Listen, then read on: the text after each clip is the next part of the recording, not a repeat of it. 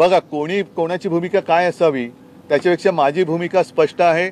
मी धारावीच्या विकासाआड आलेलो नाही। धारावीकरांना तिथल्या तिथेच घर हे मिळालंच पाहिजे ही आमची आग्रहाची मागणी आहे।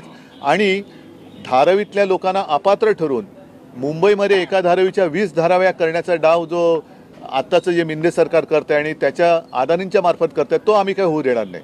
मुंबईची विल्हेवाट आम्ही कोणी आला तरी त्याला लावू देणार नाही। मुंबईमध्ये एका धारावीच्या 20 धाराव्या आम्ही होऊ देणार नाही। परत एकदा सांगतो, जे धारावीकर आहेत त्यांना तिथल्या तिथे घर हे मिळालंच पाहिजे।